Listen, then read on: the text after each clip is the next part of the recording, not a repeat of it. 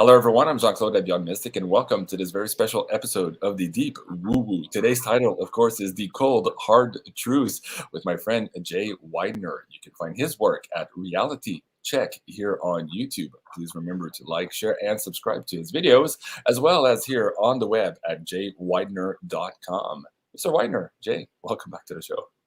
Hey, it's great to be back. Good to see you. How's it going? Good. Things are good. It's springtime, so I'm really busy. So, because I have a 13-acre ranch I have to run. So springtime is usually the toughest time of the year for me. Right. I'm just starting also with the greenhouse. And I kind of delayed getting everything cleaned up in the fall last year because I was so busy. So I first have to clean up and then start my planting. So yeah. I'm a little bit behind the gun as well. So, hey, thank you so much, Jay, for being on. I love these conversations. I want to start with this. You and I did this show a couple of months ago. I believe it was called the Dystopian Timeline. And we ate a little bit of shit for seeing and talking about the things that we thought could be on our timeline here. And as things are progressing and we're seeing the water on the bridge, we're all realizing, us inclusive, you and I, Jay, that perhaps there's more unintended consequences to everything that's happening around the world now. And this is the impetus for this show today. We wanted to kind of do a reality check here and maybe help the audience members navigate what's coming. Before I do that, we had the loss of a mutual friend here just a couple of weeks ago, Mr. Jordan Maxwell. I know that you and I had done a video about this on the day of his passing or the day after. And for me, I have to say, Jordan was a big part of my awakening process. So to see him go was very difficult, but I thought we'd take this time because you had way more interactions with him. He's one of your personal friends. And I thought if you feel like it, if you can share some of your memories with Jordan and how he also changed your trajectory on this red pill path that we're all collectively traveling together. Jay?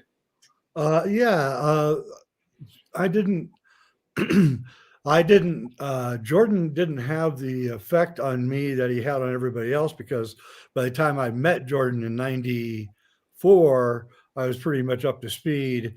What happened with me and Jordan when we met wasn't him helping me or me helping him. It was like, whoa, I found somebody that I can talk to, and then he felt the same way. So it was just like almost brothers, almost, right? Finishing each other's sentences and being really into the same kinds of history and where things come from. The one thing that I will give him credit for me was he pounded the Jesuit thing into me. I resisted for about 5 years. That because I just didn't see the C church as having that much power. But now I realize, of course, it did have that much power back then. Today it doesn't, but still highly influential. And now we have our first Jesuit Pope, and Yep. So Jordan, I salute you. But Jordan was just a really sweet guy and very gentle, and really had a hilarious sense of humor. And I mean, really funny, but outrageous in a way that I can't even tell any of his jokes. I'd be thrown off the air. I mean, he did stuff. He would say stuff in public that was so outrageous, so politically incorrect. And then he knew that because he was an old fart, that nobody could do anything to him. And he always had that. I'm trying to remember the guy, Henny Youngman. He always thought he was like Henny Youngman, and so he kind of always did the Henny Youngman kind of humor, Doc, I want to get a second opinion. Okay, you're ugly too, that kind of stuff, right? And yeah, and it was funny. I mean, because coming from this old guy, so one time we were at dinner and he'd had too much to drink, and he went into his whole Rodney Dangerfield, and he had 20 people at this big, huge table, absolutely in tears, laughing. And he was doing perfect Rodney Dangerfield, I can get no respect. Neighbor said, your wife makes too much noise when she's having sex. And I said, hey, don't invite her over anymore. That kind of stuff. Yeah. Right? He had them all down, and Wow. that's what I really remember about him was his vast knowledge and his sense of humor, and he had a cynical side which could get you down after a while, because hopefully he's now on the other side and he's realizing that it's not quite as dark as he Right. thought it was. So we'll see. Right. I personally don't believe that the world is as dark as Jordan did. That's Right. one of our things where we disagree.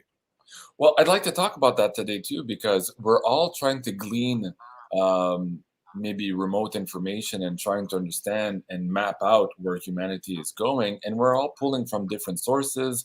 You get the Cliff Highs of the world with the webbot data, which tends to be more on the negative side. We have other psychics, tarot readers, and all that. And we're trying to pull all of that in to better understand, I guess, the transitory nature of our reality. But one thing you just mentioned about Jay that was interesting, about Jordan that was interesting, was that you felt, finally, I could talk to somebody. And for a lot of people, Jay, and I do get this a lot, when you're on the show, they feel the same way about you. They love watching your show. They love reading your books. And they're also kind of in that relationship with you where they're like, finally, there's another guy out there speaking kind of like us and who makes sense and who sees things and perhaps alleviates that feeling of separateness or loneliness that a lot of us in this community have felt, specifically over the last 2 years. So a big thank you to you, Jay, for all of your work. And a big thank you to all of you watching live here today. Really appreciate you guys being here and having this conversation with Jay and myself.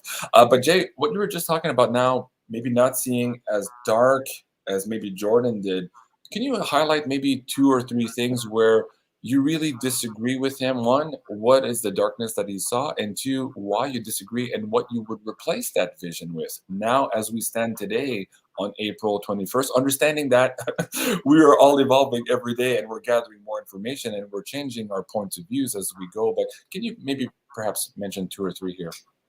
Well, I mean, I'm not as old as Jordan, so maybe I'll get really cynical as I get older. But I actually believe that there's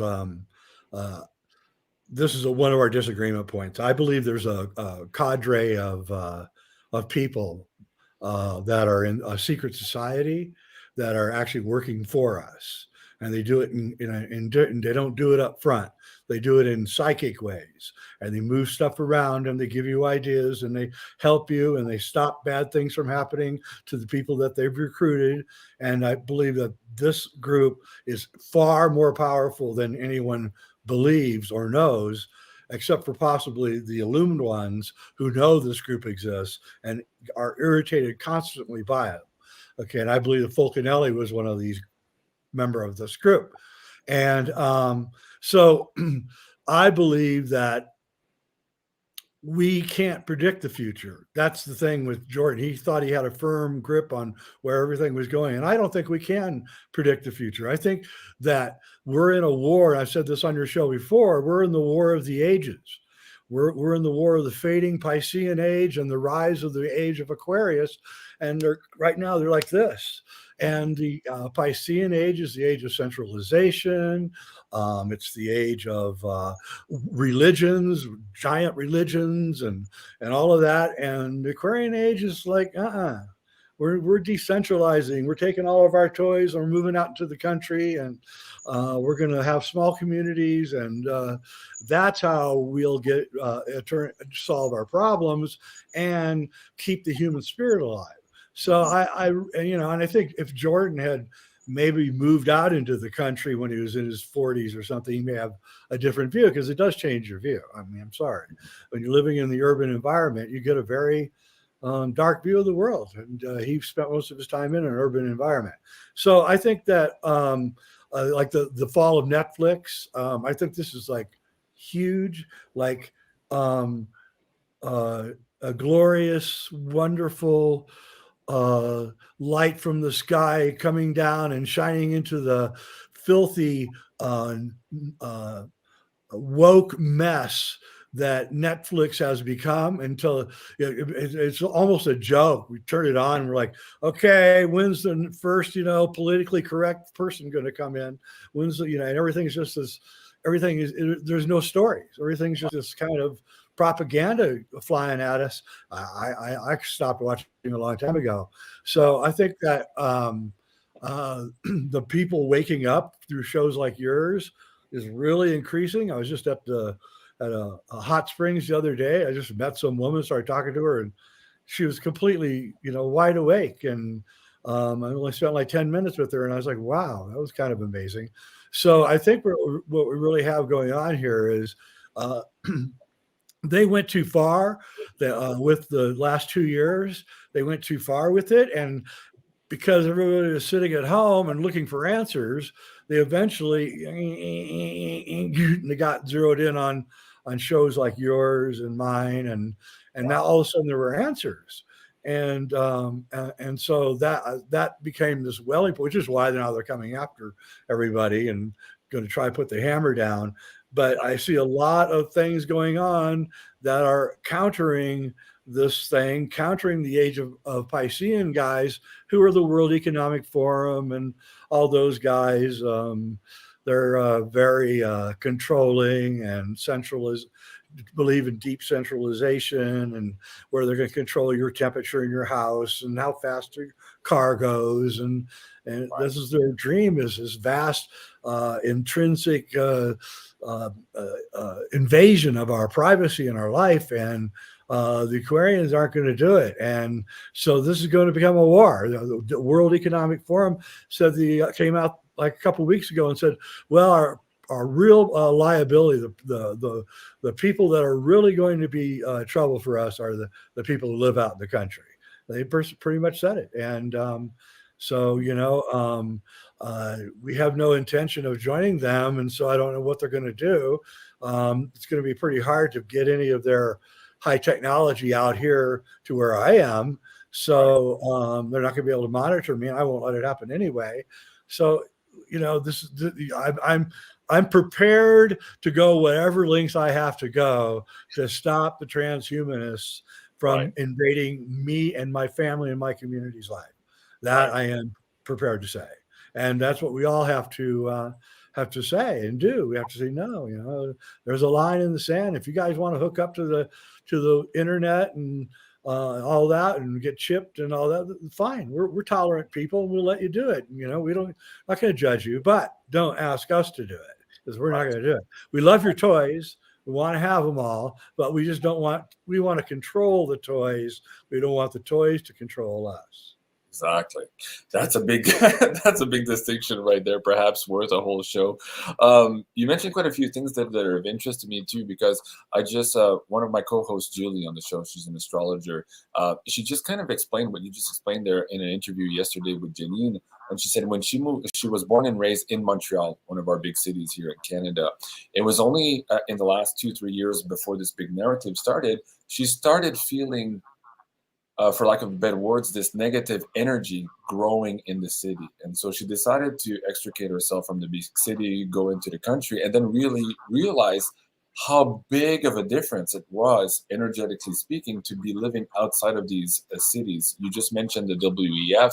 They have these terms here in Canada. I think they do the same thing in the States, but they want to create these smart cities. And of course, this is where all of this technology is coming in, and they want to force people away from the country back into these small little boxes.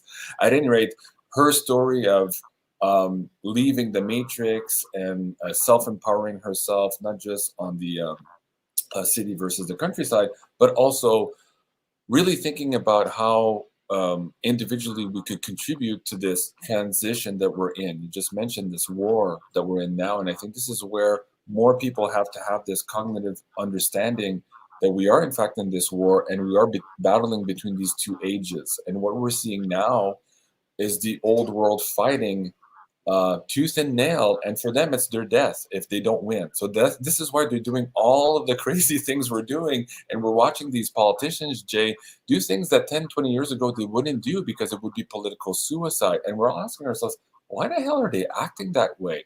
Well, the answer is it's because for them it's do or die.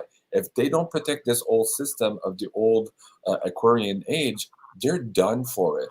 Can you share your understanding of that and how critical and how that translates to our day-to-day lives here when we transact with all of these people who are working really hard to keep the old matrix alive? Yeah, that is one of the big problems is that um, I think it just until recently, the Aquarians didn't know they were in a war. The Aquarians were like, oh, I guess sort of like the flower children in the Yeah. hippie days, like, oh, why do you hate me? And we were kind of baffled by why we were hated, and we were bubbling forth with all these ideas and having all summarily rejected by the Pisceans in charge. So then we would go off and we did our own thing because it's like, screw it. I'm not gonna do what they want me to do. I'm going to do what I want to do. And that's how the Aquarian age is. The Aquarian age is both highly individuated, but also much more smaller community oriented. So, in the Aquarian age, it's you protect yourself first, then you protect your family second, then your community third. And because you can't protect anybody until you protect yourself. So we're going to have to move back into a place where we're going to have alternative medicine. It's just going to be a normal thing because you're not going to be able to drive to the hospital. I mean, I don't know where gas is going. It looks like they're intending on getting it up to $10, $12 here in the States a gallon. So, pretty soon we're not going to be able to travel very much unless you have an electric car. But even then, there's not enough electricity to power electric vehicles. This is another thing they're telling us. So everything they're doing is to centralize power, and we have not taken this serious. We thought we were just going to be loved for our new ideas and our new ways of thinking, and we're not. We're hated for that. Yeah. And so we have to realize that we're in a war.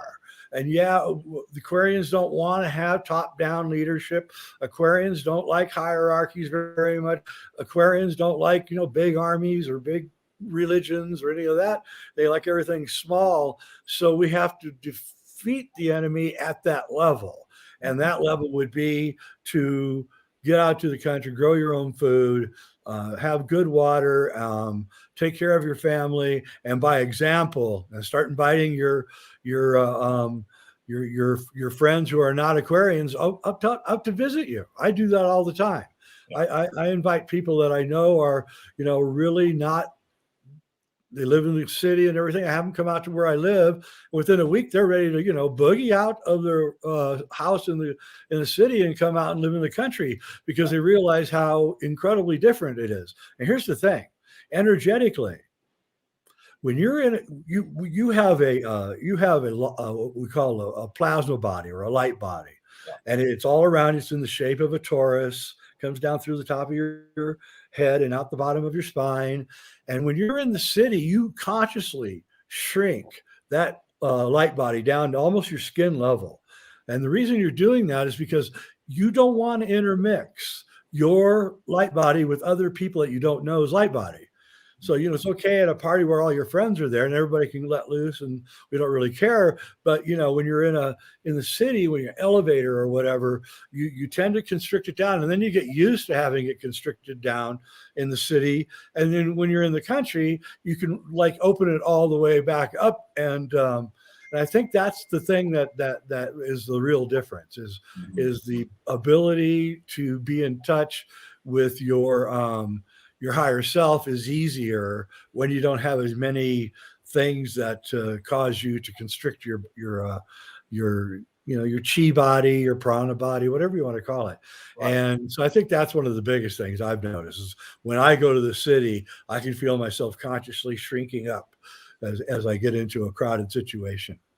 Right. So right now we're living in this world of two tribes, I think, as Cliff had called it, and he had seen this coming up in his Webbot data a couple of years ago. We now are in two tribes of people who were willing to take the product versus the people who are not willing to take the product. And we have this division now, even though in some jurisdictions we have these mandates that are being lifted and the narrative is crumbling. We still have these two tribes. So I can understand that some of us would shrink our fields right now to not interact with that other tribe, consciously or not. But there's also the big technology. So without getting into the keywords here, but there's towers with certain equipment on in the cities that you don't find out in the country. And for example, when I went to haven't done so in the last 2 years, but Joe, Dave, and I were doing treasure hunting in New Mexico, and every time we were there for 2-3 months at a time, we realized how expansive, as you were saying, our energy bodies were, and how connected we all were to everything else. Because one, there's nobody there of the wrong tribe, and two, there's no technology there also. So these places are magical, and I thought that when they started all of these lockdowns, there was the issue of the narrative, there was the issue of control, but I also thought they were trying to prevent us from going to these places, because these places are also moving into the age of Aquarius and expanding their energy bases, these ley lines on the planets, the sacred sites. I don't think they wanted us to visit them because something was happening there in exchange with humans as well. Can you speak to that about these sacred sites, and perhaps this idea that this narrative of lockdowns was also trying to trigger us not going to these specific sites? What do you think about that, Jay? Oh, I think it's absolutely got a lot of weight to it. What happened with us was we had we got the lockdowns in March, started in March 2020, and my wife and I were locked down for maybe until late April, and then we're like, you know what, screw this, right? And so we just jumped in our car and we went to Grand Canyon, Sedona. We went to, and we were getting I got a place on the beach in San Diego for $120 a night, right on the beach in a high rise, which would normally cost like $400. I got it for like $120. I got a thing on the Grand Canyon, which normally would cost $500. We got it for like $120 because there was nobody. We were like in the parks and there was nobody. It was the most weird sensation and fun. Actually, I want to tell you, it was absolutely a blast. And we got to have the whole park, all the parks to ourselves. And everybody was gone. It was spooky. But I do believe that they were cutting us off from that. They wanted, who in their right mind would tell someone that is possibly going to catch a disease, a respiratory disease, to stay inside? I mean, that's just. But it's the science, Jay. It's the science. Don't question the science. The worst air in the world is inside. You want to go outside. You want to get the windows open. You want to have as much fresh air as you can get. You want sunshine. All the things that they tell us, by the way, it's just wrong. They tell you not to go out in the sun. It's like that. What? And as if we didn't really, evolve here, and to be able to go outside, right? I mean, that's kind of what they're saying. So we're really facing this war, and the war is going to go on, and even the war that's going across the pond, even right now, is part of this war. And I'm not going to say any more than that, because you can just derive from that what you want, except that I'll say that the president of Ukraine represents the Piscean age. That's all I'm going to say. He's a perfect representation of the Piscean age and the way that they try to control us through manipulation and media and all that. That's not going to work anymore because we're media literate now. We can see right through their crap. Right. And we can see it just by looking at the stats of CNN and their viewership in the last couple of months, too. It's been absolutely abysmal. More good news. In the last 2 years, but specifically here again in the last couple of months. You just mentioned some of these sites. I wanted to maybe track back on an episode we did maybe last year. We talked about Le Mystère des Cathédrales, Fulcanelli's book, and that tied into your book, The Great Cross of Henday.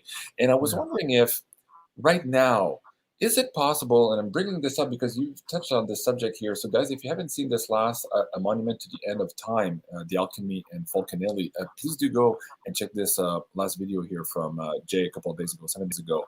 I wanted to ask you, Jay, is it possible that the powers that be, the people, as you mentioned here, who are supporting the old Matrix and the Piscean age, is it possible that they have a scorched earth button or lever also, and that they can still access it? Because we've seen these cataclysmic events through time, and we're wondering if it's cyclical by nature or by design of the energy, or if it's cyclical in the sense that humanity, as we grow, we get to a point where we want our freedom, and it's like a natural inbuilt thing in our DNA that there's only so many times, so many ages they can keep us in a prison, and that when we get to that point where we start rebelling, the people would, flip that switch and create these disasters.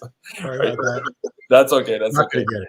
Do you understand where I'm going with this? Do you Yeah. see a link to that? What can you say to the audience? Well, I mean, it's kind of an ongoing debate between me and Randall Carlson.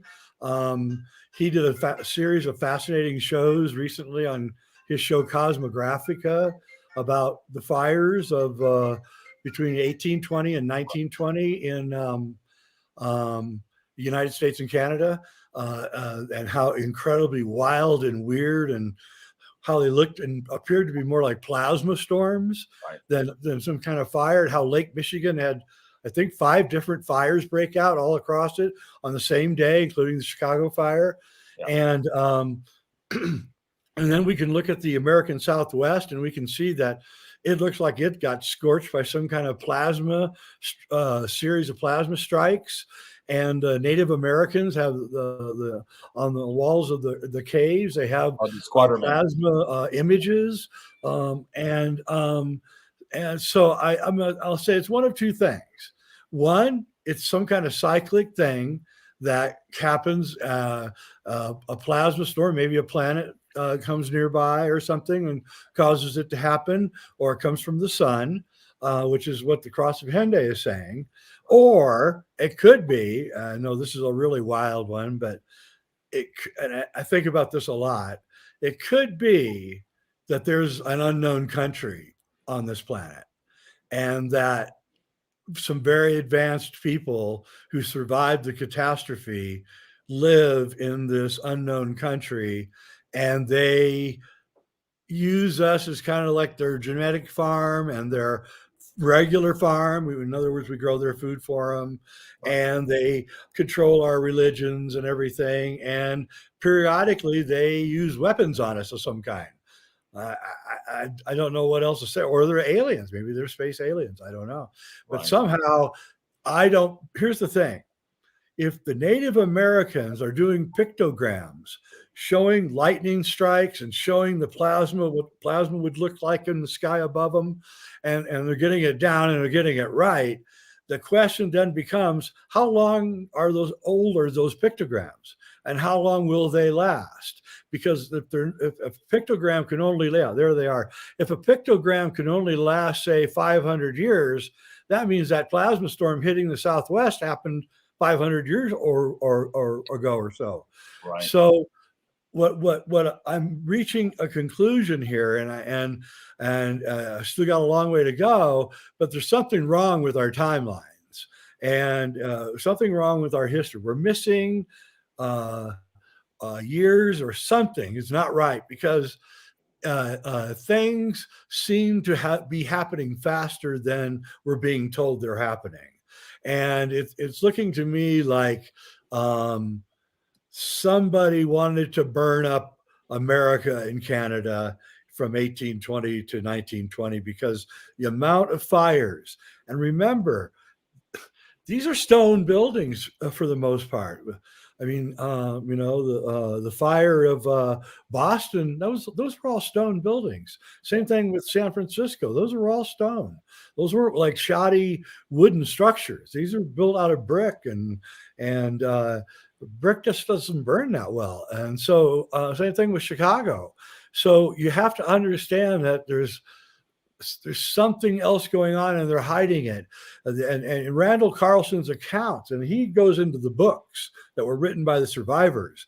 His accounts are so hair-raising, how almost sentient the fires were. The way that they drove from one village to another without, taking a curved line. It was a straight line, and as if they knew what they were doing, and the fierceness of them and the quickness that they burned is just absolutely jaw-dropping. I mean, and it was also surgically precise in the way that it seemed to be targeting buildings and infrastructure that could betray the technology of the time. We're looking back now and seeing, whoa, maybe there was free energy in those times. There's a lot of discussion about Antiquitech and some of these Tartarian buildings across the world. So that's very interesting. You also mentioned the timelines. I was speaking about this on my show a month ago.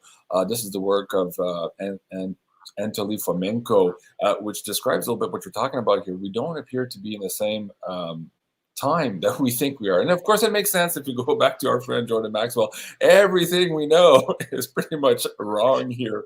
But before we go to the timeline, I wanted to ask you, going back to the idea that perhaps either ETs or another civilization is occupying another continent, you said country, another continent on this planet. Now, there's a whole debate of the flat earthers and all that. I don't want to get into that.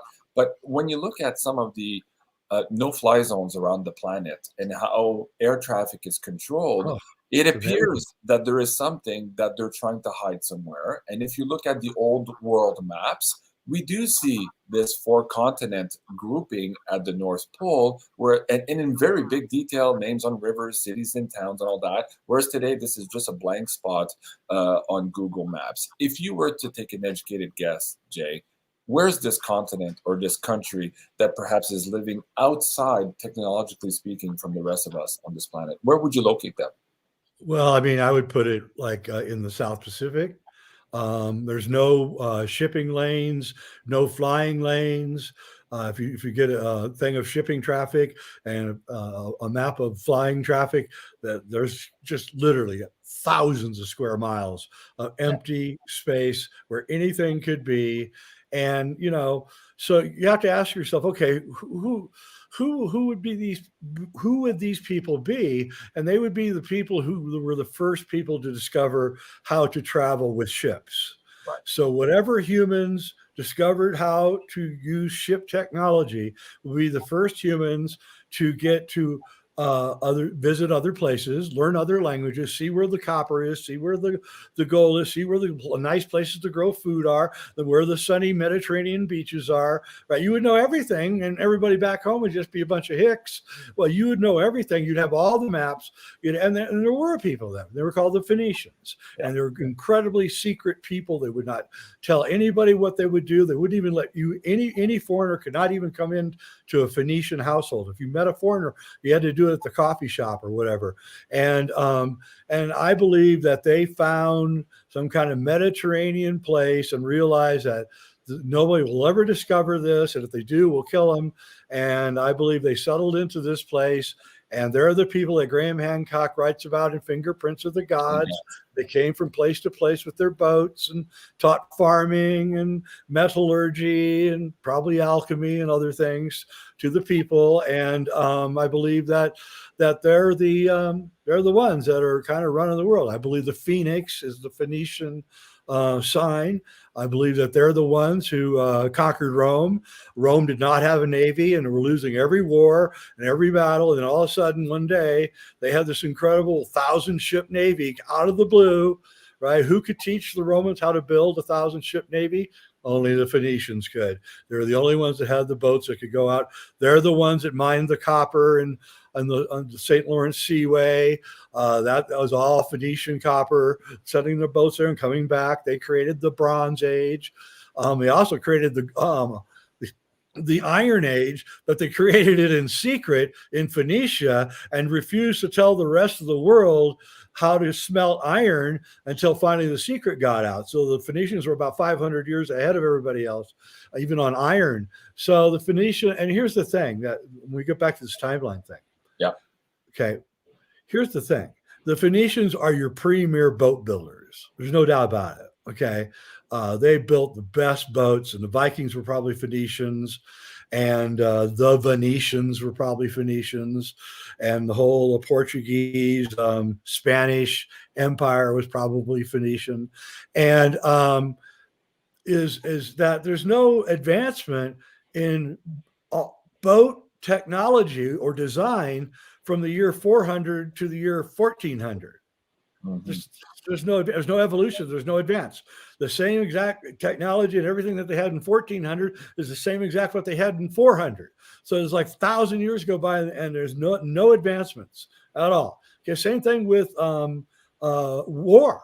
Same thing with construction tools. The same thing with everything. It's like everything just stopped in the year 400, and then it kick-started again in 1400 with the same exact stuff, the same exact ways that you have to build things, or the rope and pulleys and that kind of thing. It's still the same way. And you got to wonder now. The cathedral building supposedly started around 1100 with the Templars coming back from Jerusalem and starting to build these cathedrals, but they were still using building technology that was still what they used in Rome in 400. So I don't know. Fulcanelli tells us that for sure that the Dark Ages, which is what we're talking about here, 400 to 1400 is considered to be more or less the Dark Ages. He says that the Dark Ages are not what you think they are. He's very strange of what he says about it. He says you go look at paintings or sketches from people in the Dark Ages, and you'll notice that they're plump, happy. You have this image that everybody's starving to death and it's this horrible time. And Fulcanelli assures us that that is not true, but it's a strange thing for him to bring up. And it's almost like he's trying to hint that, maybe there were no Dark Ages. And I don't know. I'm trying to find that ultimate meter that will let me know. I'm trying to find that one thing. I've gone to graveyards all over Europe, and I can't find any graves older than 1500. I don't think I've ever found a grave older than 1500, and which I find strange. But they'll tell you that the erosion, eroded the gravestone, so you can't see the thing anymore. Maybe that's true, but it's just strange. It's something I'm completely fascinated by because I cannot penetrate it. I can't, no matter how much I drill down, I cannot, figure it out. And we know Fomenko, what he did was he took, those programs that allow you to look at stars and, backwards and forwards. And so he knew that from the Peloponnesian War that there were, I think, 2 separate total eclipses as reported by the historians. So he said, okay, I'm going to go back. I'm going to find those 2 eclipses, right? And he couldn't find them, not at the time period that the Peloponnesian War was supposedly happening. So he got really perplexed and he began looking for that same time period where there was 80 days between the 2 or something, right? And so he searched and searched and searched, and it was 1,000 years later than the Peloponnesian War was. We would see 2 total eclipses from Greece at that time, right? And that's when that blew his brains out because he didn't know what to do at that point. And that's when he began his drill down. And all he really did, because he didn't really solve any problems, he just created so many questions that we cannot even answer. I mean, it's so it's not what we think that it is. And things may be more compressed than we think they are. And and then there's the other questions, the little tiny things that bug me. Like there's a building in a town I grew up in, Omaha, Nebraska. And when I grew up, there was all these incredibly ornate, amazing buildings in downtown Omaha. I mean, with 14-foot doors and giant ceilings in the rooms, and just really ornate. And they tore them all down. Okay. Right. And so, and I remember I was a little kid asking my dad, why are you tearing down these buildings? And he's like, oh, we don't want them anymore. And he couldn't really come up with any reason why they were tearing them down. And they were beautiful. I mean, stunning Greek colonnades and, really unusual designs. So then a couple of years ago, I said, you know what? I'm going to pick one of those buildings, the one I remember the most beautiful, and I'm going to go and I'm going to search for its history. I'm going to find pictures of it being constructed, or drawings at least. I'm going to find, the plans, the architectural plans for it. I'm going to go into the archives. I'll just pick one. I'm just going to pick one building, and I'm going to dig in as far as I can and find out the history of this building. And you know what? I couldn't find anything. I couldn't find a drawing. I couldn't find anything in the newspapers about it being built. Nothing about it being built until one day it's just there. Like somebody just took it over and it was there. And then 40 years later, they tore it down, you know? And so I think the same thing. I think if you guys have older buildings in your urban areas, do that. Go into the archives of your city's archives and try to find, if you can know the history of it. I'm going to bet dime to donuts you're going to have a lot of trouble finding these histories, you know, like that. During the trucker thing, I'd never really seen the Capitol building in Quebec. Wow, what an astounding building that is, you know. And I'd really like to look into the history of that building. I'd like to, you know, are there pictures of those guys constructing it? And it's just one of those buildings. Just like some other buildings you were talking about, Allison is saying on the screen here, yeah, she likes the work of John Levy, of course, who's doing a lot of amazing work looking at all of this history. And here in Canada, too, we have these buildings where if you look at the mainstream narrative, they'll point you to a Wikipedia page, and there they have a good example and a few pictures of supposedly the construction, but it always appears to be the re-roofing part. It's never the actual cornerstone building start of the building. So yes, it is a mystery that is hard to penetrate. Now, as you were talking about, that's something that cued into my mind. We're 41 minutes in, Jay. You're looking into this and you're fascinated by this, and more I think people are waking up to. We want to understand where we come from, where we're going, what really is going on here, what time are we in, where are we located. But one of the big mysteries that's also been fascinating to you, on top of the moon and Mars, you and I have done shows on this, is Antarctica.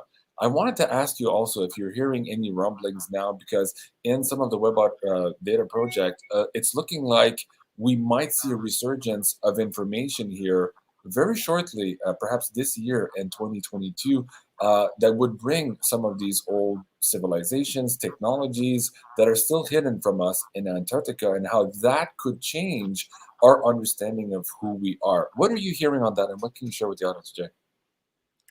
Well, I mean, I'm hearing that they've found a lot of stuff, and they're doing a lot of under the ice examinations and finding a lot of things. But the big problem there is that they've got. I'm pretty sure that they've got a secret space program base there, because the way they can avoid the Van Allen belts by taking off from Antarctica, it would be underground, so you wouldn't see it. Just only thing would probably be wherever the escape mount is for them to get out. They're probably using flying saucer technology, not rockets. But so you wouldn't even hear it. There would be no sound. So, you know, it'd be the perfect place. But you can actually fly to Antarctica. You can fly to the South Pole. It's $50,000 from Christchurch, New Zealand. And if anybody wants to fly me there, feel free to buy me a ticket. I'm more than willing to go there and see the ice wall. And Jay, just so you know, Jay, Cliff High, Joe, my buddy, the Travel Hunters, we're just saying just now, maybe next year we'll mount an expedition and we'll go. So I'll keep your name on the list if you want to join. Yeah, I want to go. Well, I always wanted to go, actually. But you you can take a flight to the South Pole. I had a guest on my show, Eric Hecker, and he lived at the South Pole for a whole year, which is an amazing story. He had to eat 20,000 calories a day just to stay even. And you know, he says there's definitely a bunch of really secret stuff going on, including using the ionosphere to do radio waves to mind control people and things like that. And so there's a lot of installations down there that are using the location for various reasons, and so that could be problematic. But I think that the people that are in charge, the Pisceans, are so worried about their future right now that they're going to start releasing stuff to try to waylay us from fine. Here's what they do. Yeah. As soon as a people begin figuring out that they're controlled by an evil mafia, then the evil mafia kills everybody. I mean, that's what they do. And we're at that point right now where the evil mafia has to figure out what they're going to do. And this time we're way ahead of them. And we have found different ways to communicate to get around what they're doing. And a lot of that has to do, by the way, with that group of people I mentioned at the beginning that are actually on our side. They're the ones that are letting a lot of things slide, like the internet, and doing a lot of other things to cause to smoke them out is actually what they're doing. They're smoking them out, and that's what's happening every day. The bad guys are more and more obvious, or more and more smoked out, and things just aren't going the way that they want, and they can't figure it out. And I see a lot of victories, to be honest with you. I think we're actually going to we just have to get through this war. And once we're done with the war is not going to be short. It's a long war. It's going to take years to fight it. And well, let's talk about that in the couple of maybe 10 minutes remaining on the show, Jay. I wanted to focus on this with you because, like you, I'm cautiously optimistic. I see some of the negative viewers out there, but I also see that there are energies propelling us that is behind us here in the Aquarian age. And I think that, like you, I see little things, even though it's not written in black and white on CNN yet. I see a lot of those victories time and time again. And I think one of the changing factors maybe right now in this particular era is that enough of us are awake right now, and we have a copy of their playbook. We know what they're doing. We see the false flags when they happen, before they happen, type of thing. So yeah, we're on this course now.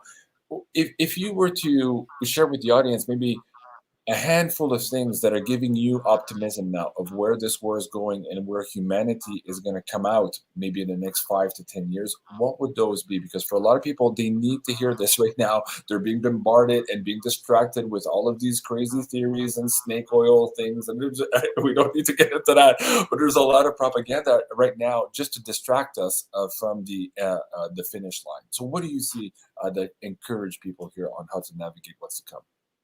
Well, I think we've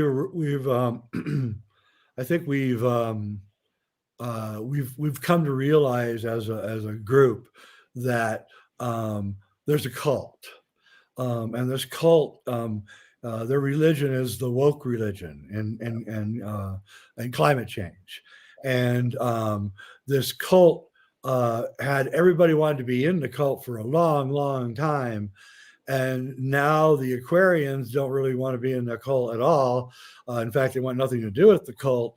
So the cult is losing its power, both in influence and in every way, power. And this cult stepped over the line when they weaponized the financial system, both against the truckers in Canada and against the you-know-who over there in Eastern Europe.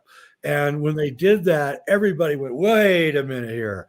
You can do that to me too, right? So India all of a sudden went, whoa, and everybody, even the people, me, you, we all realized that we could have our bank accounts, everything frozen just for saying the wrong thing accidentally.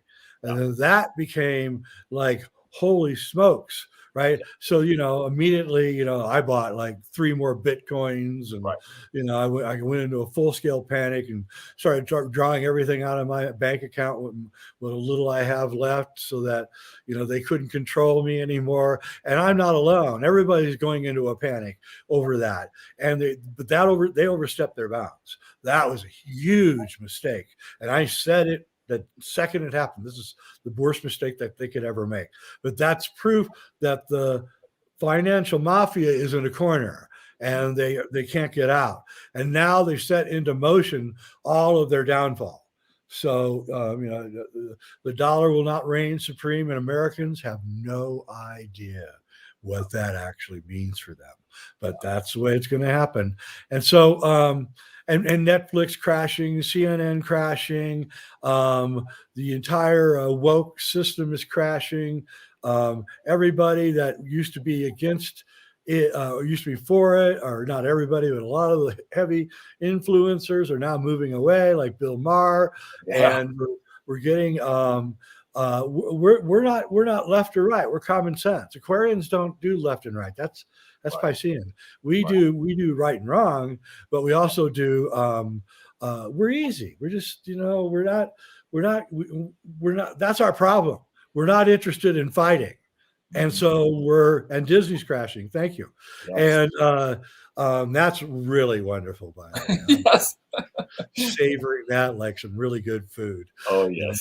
I don't want to swallow it. It's like, yeah. I mean, they're the locals. I've been waiting to do a special decode on Disney for a while, and we were guided to maybe not come out until more of the information. And now enough of it is coming out that I think we could probably squeeze a show out. But you mentioned something.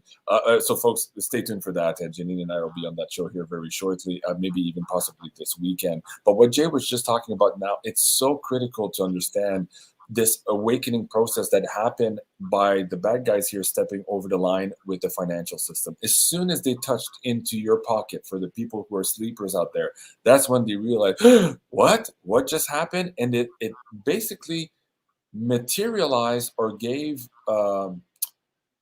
reality to an old webbot product projection that was called Panic to Own. And we were all looking at this and looking at all the data, and we're trying to figure out what initiates this. What's that spark? What's that fire that makes everybody realize, oh my God, my money is not safe, and I'm now panicking to own, whether that's gold, silver, or crypto, as Jay just mentioned. It really started in earnest, to the point where here in Canada, the RCMP quickly backtracked because they were getting so much hate from our banking system, and our banking system had to basically halt withdrawals. We had our Minister of Finance here had to come out to say, not only can we freeze your account, we can freeze your account to prevent a bank run, because one is happening right now. So as they were trying to do damage control, they were doing even more damage to the system and to the remaining confidence people had in that system. This is also, like you were talking about Disney, this is a sweet revenge in a way to see this finally, because there's people like you and I have been talking about this for years, and we were always, you're the tinfoil hatters. The government would never do that to you, blah, blah, blah. And suddenly here they were suffering under that same tyranny that we were warning about so many years ago. So, wow, things are changing, in fact, really, really quick. Jay, in the next couple of minutes here, what's coming up on the reality check here on YouTube? Any new fascinating guests? Any new maybe interviews you want to point the audience to here so they can go check that out? Well, my last interview that I did on the end of Hollywood is certainly turning out to be prescient with what's happened with Netflix. And I actually mentioned Netflix in that interview this was before the crash, Right. saying that they can't hold on. It's impossible. And so that's what the thing about Netflix crash is, that they owe tons of money in the future on future productions. That's how big this is. This is going to bring down a lot. I'm also reading from my first book that I did with Vincent Bridges, A Monument to the End of Time, every Wednesday night. I do a chapter a night, so it's only like 15 minutes a show, but it's a very rare book, and I can't get it published anymore. So I'm going to read it and give it out for free.